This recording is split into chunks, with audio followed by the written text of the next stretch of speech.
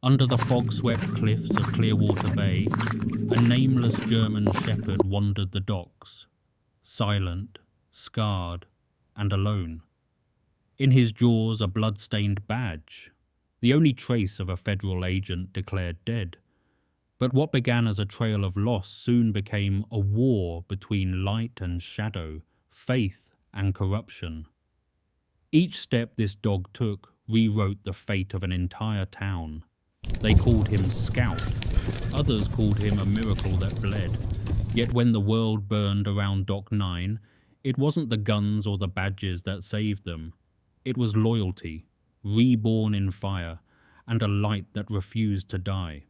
Before we begin, tell me, do you believe some angels walk on four paws? Hit subscribe, and let's follow his trail into the storm. The night was a wound that refused to close. Over Clearwater Bay, Washington, the fog rolled in heavy and grey, swallowing the lamplight one breath at a time. The sea slapped the old wood of the pier, each wave whispering secrets no one cared to hear. Then came the sound, paws against wet asphalt, steady, deliberate. A German shepherd, ribs faint beneath the fur, limped out of the shadows. Salt crusted his muzzle, and the cold stitched itself into his bones. But his eyes, they burned with purpose. Clamped between his teeth was a metal badge streaked with blood. He crossed the empty street toward the small police substation, where Sergeant Olivia Grant sat behind a cracked mug of coffee, watching rain trace nervous lines down the window. She'd been on double shift since Agent Daniel Ross, a federal operative, disappeared 3 nights ago. Most believed he skipped town. Olivia didn't. She'd known him once, too well to believe he'd run. The motion sensor blinked red. A shape pressed against the glass. She reached for her gun, heart kicking once, then stopped cold. The dog stood there, shivering, eyes fixed on her. Slowly, he dropped something to the floor. A bloodied badge, edges dented, engraving half covered but clear enough to read. Daniel Ross, Federal Task Force, 21. For a heartbeat, Olivia forgot how to breathe. She knelt, fingers trembling over the cold metal. The blood was fresh. "Where did you get this, boy?" she whispered. The dog turned, looked back toward the docks, then barked once, short, sharp, like an order. Olivia grabbed her jacket and radio. "Dispatch, this is Sergeant Grant. I may have a lead on Agent Ross. Possible location near Pier 12. I'm taking a unit." She hesitated, looking down. "And a dog?" The dispatcher laughed softly. "You working K9 again?" "Something like that," Olivia said, already following the animal into the storm. The wind was cruel down by the water. The old shipping warehouses stood like tombs, rusted, condemned, their windows shattered long ago by salt and indifference. The smell of diesel hung thick. Scout, she had named him because every soldier deserves a name, moved with purpose, nose to the ground, tail stiff, cutting between puddles slick with oil. "Where are you taking me?" she murmured, flashlight trembling through fog. The dog glanced back, as if to make sure she was still keeping up. They reached Warehouse 47, a brick carcass of a building, chained at the doors, the windows boarded. Scout began scratching at the base of the loading ramp, whining low. Olivia crouched, swept the beam of her flashlight across the ground, and froze. Blood. A trail of it, thin, winding down toward a drainage grate. She pried it open. The metal screamed. The air below reeked of seawater and rust. And something else. Human. "Ross," she whispered, before calling in backup. But before she could reach her radio, Scout growled, deep. Sound like a warning from the earth itself. "What is it?" From across the dock came the long, low moan of a ship horn. Olivia frowned. There wasn't supposed to be any departures tonight. The harbour logs were clear. Yet, through the fog, she saw lights. Moving, a massive freighter sliding away from the pier without beacon or crew visible. Its hull number had been scraped clean. She lifted the radio. Control, we've got an unauthorized vessel leaving Pier 12. Repeat. The signal cut.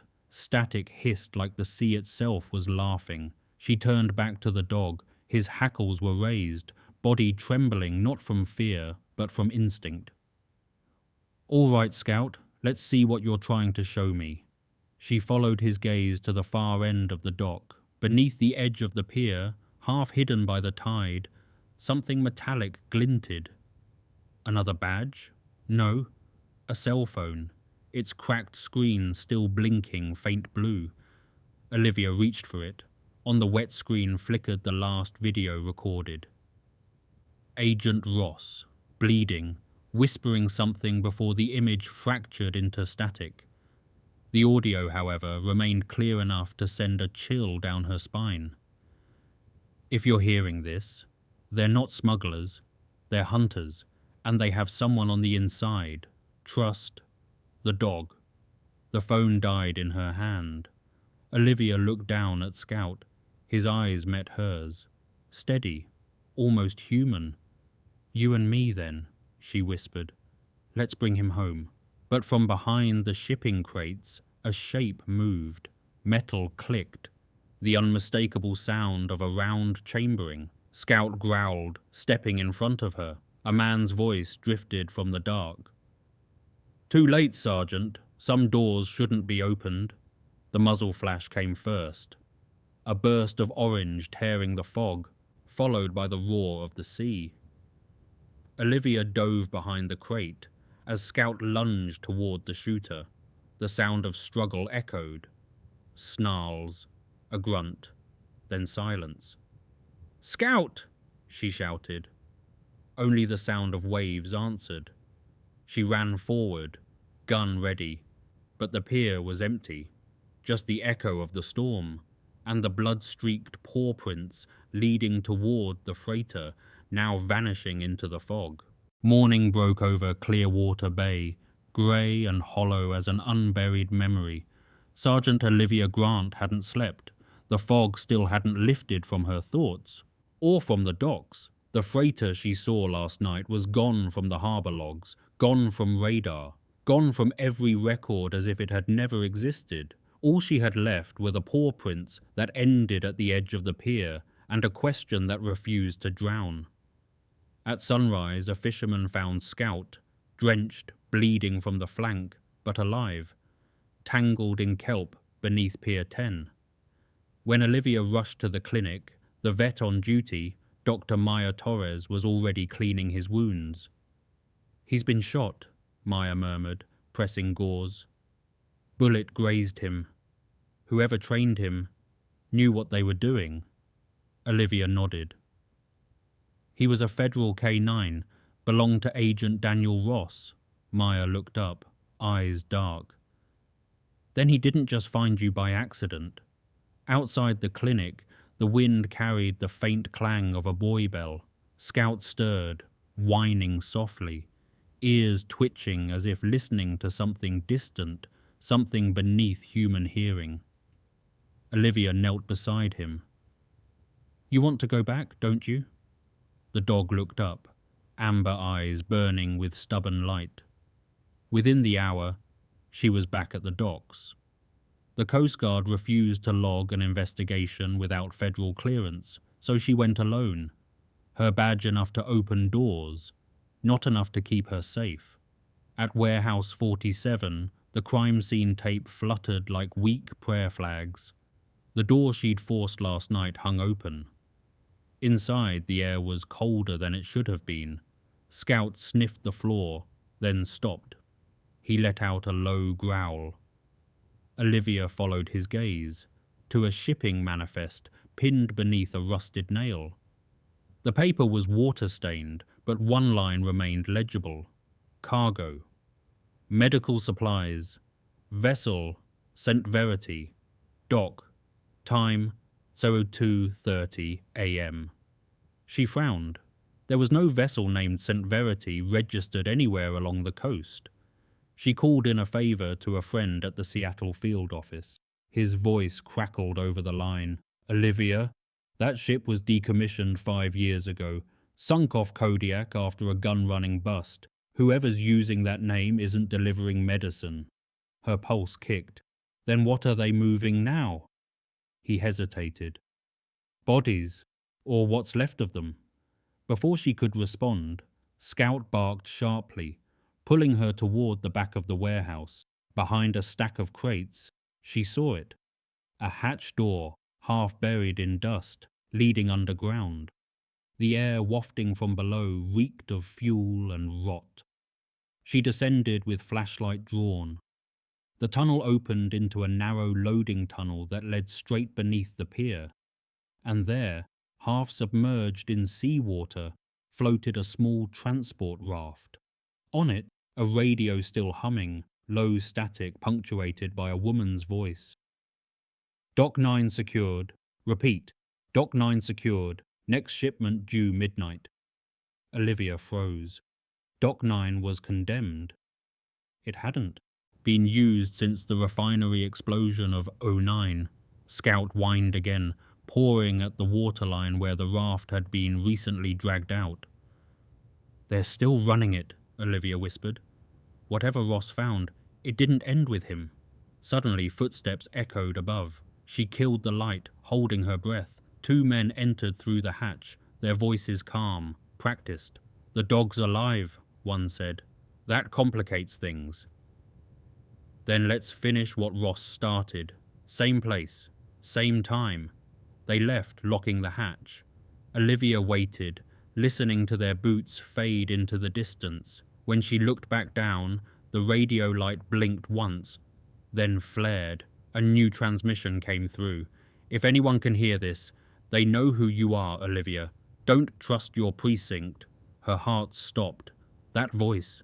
It was Daniel Ross. She stared at the radio, trembling. Scout pressed against her leg, steadying her. Ross, she whispered, you're alive. But then the light died, and from above, the faint sound of waves turned into something sharper, the hum of a drone descending through the fog, red sensor lights sweeping the dock. Scout growled low. Run, Olivia breathed. Now! They sprinted into the mist as the first explosion shattered Warehouse 47 behind them, wood and steel folding into flame. Rain fell sideways that night, pushed by the kind of wind that stripped secrets bare. Olivia parked her cruiser in the alley behind the precinct, the radio still crackling with static. The explosion at Warehouse 47 had taken out half the evidence. The fire department blamed gas leaks. Olivia knew better. Someone was scrubbing every trace of Task Force 21, including Daniel Ross. Scout lay in the back seat, bandaged but restless, ears flicking at every distant hum. He'd stopped eating since the blast. He just stared out the window, muscles tense, like he could still hear Ross's voice in the fog. Inside, the precinct buzzed with false calm. Officers filed reports, laughed too loudly. The chief's office door stayed closed, blinds drawn. Olivia's partner, Detective Mark Holloway, leaned against her desk, coffee in hand. Hell of a night, he said, voice flat. You heard the fire report? Yeah. Empty warehouse, no casualties. Guess the city got lucky. She looked at him hard. Ross's badge was found near that building. You still think this is luck? Mark shrugged. Sometimes bad men die doing bad things, Liv. Something in his tone pricked at her. The Mark she knew didn't talk like that. Before she could respond, her computer flickered. The precinct server stuttered, screens flashing blue, then black. A distorted voice filled the intercom. Channel 9 is open. Dock 9. Midnight. Bring the dog. Every monitor blinked to life, showing a single feed, a security camera view of the pier.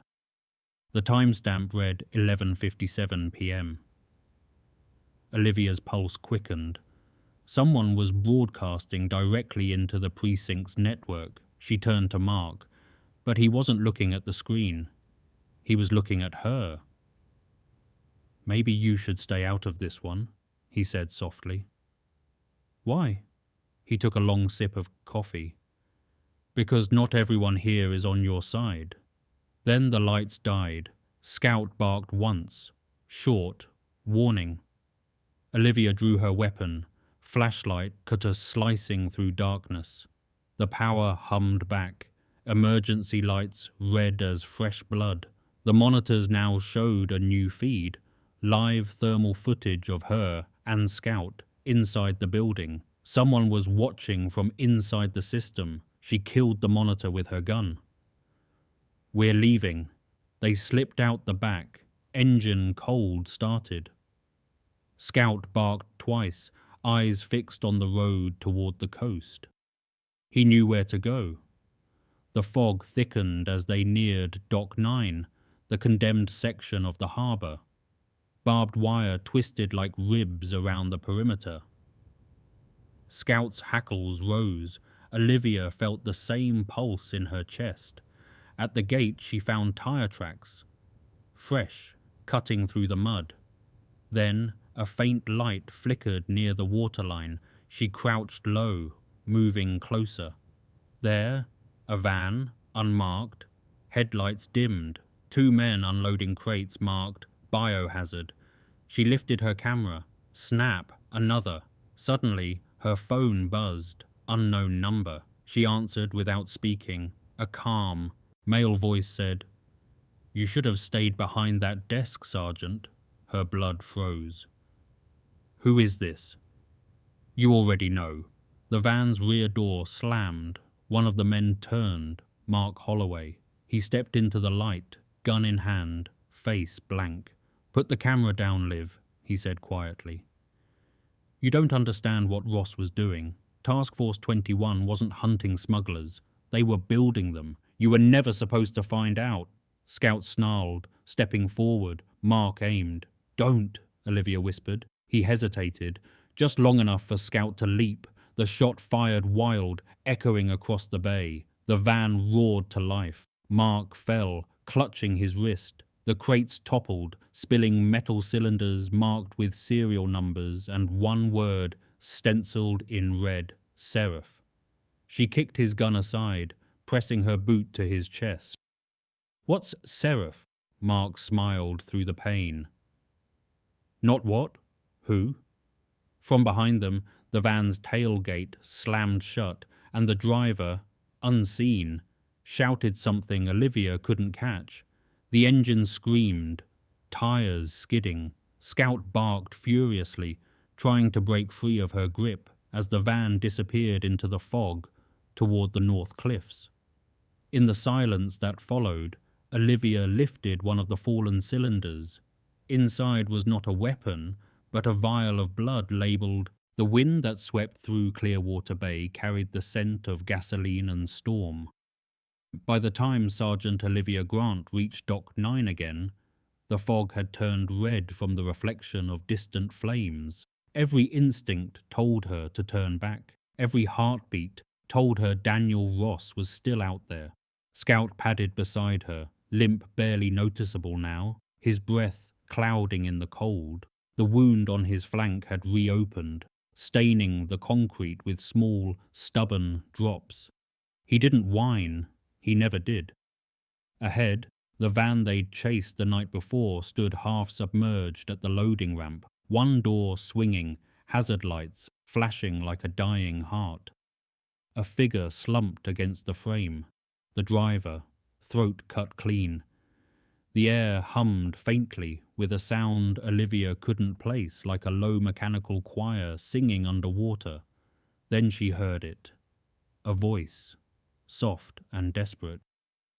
"Liv? It's me." She turned her flashlight. Daniel Ross leaned against a shipping crate, face ghost pale, chest rising shallowly. A drip line ran from his arm into a metal case humming with blue light. "Ross?" she whispered, crouching beside him. He smiled weakly. "Guess the rumors of my death were only half right." Scout pressed close, tail low, whining as he sniffed the air. "What is this?" Olivia demanded. "What's Seraph?" Ross's hand shook as he reached for the case. Inside were vials of bioluminescent serum, faintly glowing, marked with the names of fallen agents.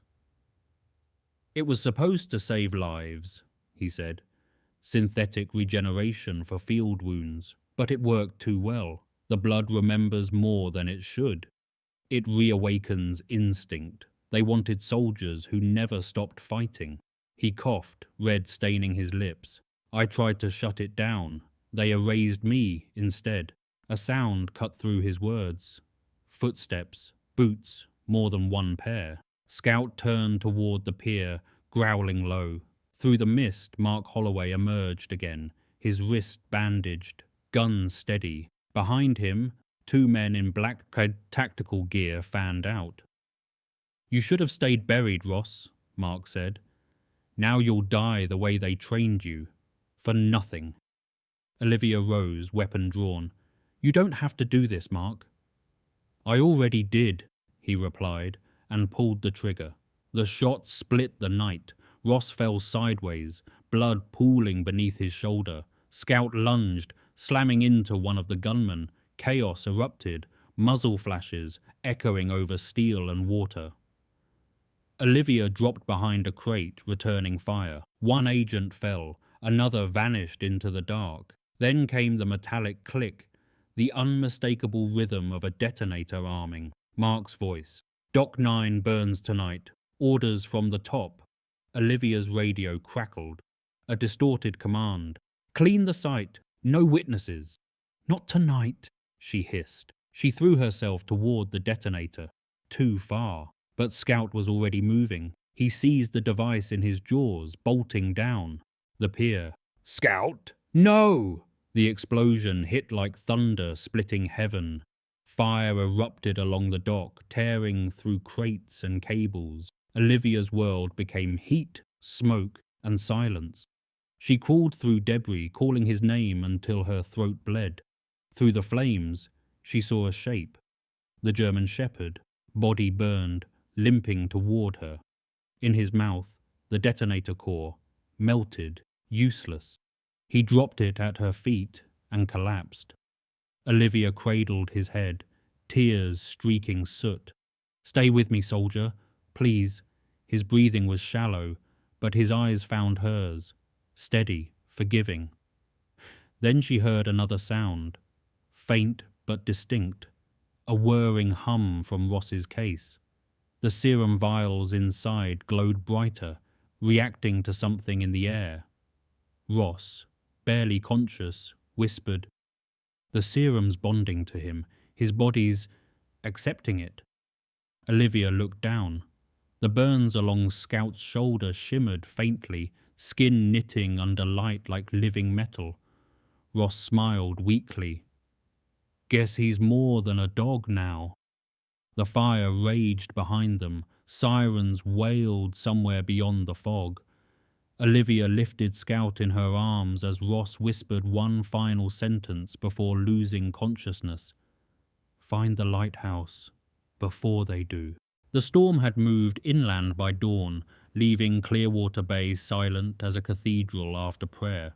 Smoke still curled above the ruins of Dock 9, drifting out to sea. Beneath that haze, Sergeant Olivia Grant drove north, her cruiser rattling along the cliff road toward the old lighthouse. Beside her, Scout lay wrapped in a wool blanket, chest rising slow but strong. The faint glow under his bandages had dimmed, but not vanished. Ross's words haunted her. "Find the lighthouse before they do." When she reached the cliff top, the tower loomed, its beam flickering weakly through the fog. The front door stood ajar. Inside, old maps covered the walls, nautical charts marked with coded circles, and in the corner, under a quilt too big for his frame, sat a boy, no older than 15. He looked up as Olivia entered. "You're late," he said quietly. The boy's name was Leo Marsh, the lighthouse keeper's grandson. He'd been living there alone since his grandmother passed, keeping the light burning out of duty and habit. On the desk before him lay a tangle of old radio parts and a flickering monitor filled with encrypted data streams. Olivia set Scout down gently. "I'm Olivia Grant, Clearwater PD. Who told you I was coming?" Leo nodded toward the radio. "He did." Static filled the room, then resolved into a faint, ghost-rough voice. "Daniel Ross. If you're hearing this, it means the serum's active, and they're coming for it. Trust the boy. He's the only one who can unlock what I hid." Olivia leaned closer. "Unlock what?" Leo hesitated, then turned the monitor. On the screen was a map, the West Coast, dotted with glowing coordinates. "These are the other Seraph labs," he said. "Ross uploaded them through the lighthouse transmitter 2 nights ago, but the main server is offline. I can finish the upload if I have enough power." Thunder rumbled in the distance. From below the cliffs came the echo of rotors, a black helicopter rising from the fog, lights off, sliding toward them like a shark through water. "They found us," Olivia whispered. She ran to the power box, flipping switches. "Leo, start the backup generator." He nodded, darting into the next room. Scout stood now, fur bristling, growling toward the open door. His eyes gleamed faintly with that strange blue shimmer, the serum's echo pulsing with his heartbeat. The first bullet shattered the window. Glass rained across the floor. Olivia fired back, ducking behind the stair rail. "Keep going, Leo!" Scout bolted outside through the broken frame, vanishing into the fog. Seconds later came snarls, shouts, and the crash of bodies against stone. At the console, Leo typed furiously. "Upload at 60%! Faster!" A man in tactical black kicked in the door, rifle raised. Olivia spun and fired once. He fell. The hum of the lighthouse engine rose to a fever pitch, the old gears whining. Then silence, followed by a bark. Scout reappeared, limping, muzzle streaked with blood not his own. Behind him, the helicopter wavered off course, one rotor trailing smoke. He'd done something, maybe leapt, maybe bit through wiring, but the machine spiraled, crashing into the bay below with a bloom of flame. The upload pinged complete. The beam of the lighthouse shifted color from white to pure, radiant gold, and fired skyward. Across the coast, other hidden transmitters blinked to life, broadcasting Ross's encrypted data to every federal node left standing. The truth was out. Olivia exhaled, trembling. Leo slumped against the console, tears cutting through the soot. "He did it," he whispered. "Scout did it." The German shepherd limped toward them, collapsing near her feet. She dropped to her knees, stroking his head. His breathing slowed, then steadied. Beneath her palm, the glow faded to a gentle warmth. "He's not dying," Leo said softly. "He's changing." Outside, dawn broke at last. The light of the tower swept over the sea one final time, catching the smoke and turning it to gold. Days later, when federal recovery teams arrived, they found the lighthouse intact, the data secured, and one German shepherd sitting at the edge of the cliff, watching the sunrise. The burns were gone. His fur shone black and bronze again, eyes calm, patient, eternal. Olivia stood beside him, wind in her hair. "You saved us, Scout," she said. He turned his head slightly, as if listening to something beyond the horizon. Some say that when storms roll in from the Pacific, you can still see the light flash from the old tower, 3 short, one long, the code for target safe. And always, on the cliffs above Clearwater Bay, a shepherd's silhouette waits beside the beam. Not a ghost, not a myth, but a sentinel reborn. Some heroes wear badges, some carry scars, but the rarest ones walk on four paws, carrying light through fire and storm. If you believe loyalty outlives death, share this story. May God bless you, and may every lost soul find its way home.